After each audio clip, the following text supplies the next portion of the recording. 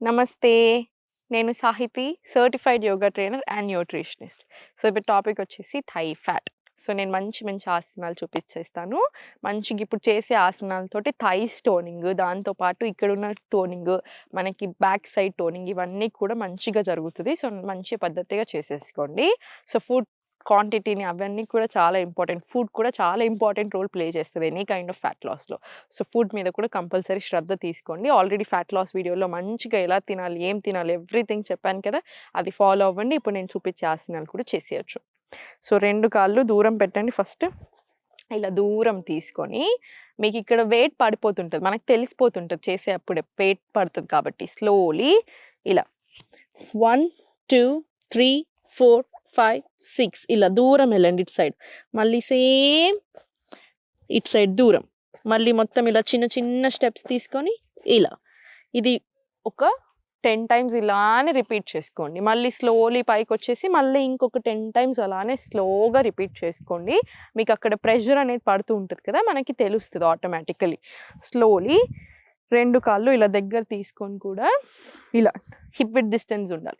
నమస్కార్ పొజిషన్‌లో చేతులు పెట్టేసుకొని ఒక డీప్ బ్రీత్ తీసుకొని ఎక్స్‌హేల్ చేసుకుంటూ ఇలా మలాసనం. ఇలా. మళ్ళీ స్లోలీ పైకి ఇన్‌హేల్, ఎక్స్‌హేల్ ఇలా మలాసన. స్పైన్ పొజిషన్ అనేది చాలా స్ట్రెయిట్‌గా ఉండాలి. ఇలా 2 నీస్‌ని ఇలా బయటకి పుష్ చేసుకుంటూ ఈ పొజిషన్‌లోకొచ్చేసేయండి. ఎక్సలెంట్. స్లోలీ మళ్ళీ పైకి. ఇప్పుడు చూడండి ఒకసారి నన్ను. ఒక సీక్వెన్సింగ్ చూపిస్తాను. ఇంక చాలా బావుంటది. ఇప్పుడు ఇదే పొజిషన్‌లో స్లోలీ 2 కాళ్ళు దగ్గర పెట్టేసుకొని, 2 చేతులు కూడా ఇలా పైకి తీసుకొని, హిప్స్‌ని కొంచెం ఇలా బ్యాక్ చేసుకోండి. ఉత్కటాసన అంటారు. Chair pose. చిన్నప్పుడు మనకు పనిష్మెంట్ ఇచ్చేవాళ్ళు కదా! అలాగా. ఇలా. స్లోలీ 2 చేతులు ఇలా తీసుకొని, ఇలా వెనకాలకి నడిచేసేయండి స్లోగా. ఇక్కడ స్ట్రెచ్ ఇచ్చేసి, స్లోలీ మళ్ళీ ఫార్వర్డ్ వచ్చి, మళ్ళీ మలాసన స్ట్రెచ్ ఇలా. సేమ్ 2 చేతులు ఇలా హిప్స్ పైకి తీసుకొనెళ్ళి, ఎక్కువ స్టెప్స్ తీసుకొని, స్లోలీ ఇలా స్ట్రెచ్ చేయండి. మళ్ళీ సేమ్ ఫార్వర్డ్ ఇలా. ఇది ఒక 5-10 టైమ్స్ మినిమమ్ రిపీట్ చేసుకోండి. చాలా బావుంటది. స్లోగా each and every Haasan. Same back వచ్చేసేయండి అదో ముఖం నుంచి ఎక్కువ స్టెప్స్ తీసుకొని మలాసన. సేమ్ బ్యాక్ మళ్ళీ మలాసన. ఇది ఒక 5-10 టైమ్స్ చేసుకోండి. మీకు డిఫరెన్స్ అనేది ఇమ్మీడియేట్ తెలియడం కూడా స్టార్ట్ అవుతది. అక్కడ ప్రెషర్ పడుతూ ఉంటది కదా! స్లోలీ ఇప్పుడు 2 లెగ్స్ ఇలా స్ట్రెయిట్ తీసుకున్నారు కదా! ఒక లెగ్ ఫోల్డ్ చేసుకొని ఇలా దగ్గరికి తెచ్చుకోండి. ఇది ఎప్పుడైనా సరే స్ట్రెయిట్ ఉండాలి.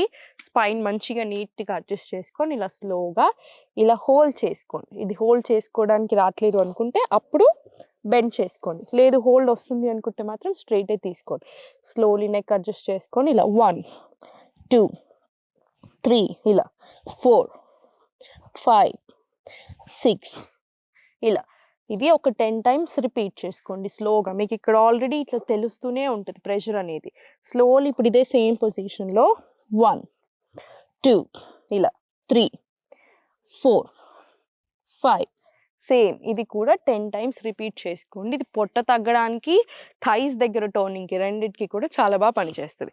సేమ్ 2 కాళ్ళు ఓపెన్ చేసేసుకొని, ఫోల్డ్ చేసేసుకొని ఇప్పుడు ఇలా 1, 2, 3 ఇలా ఒక 10 టైమ్స్.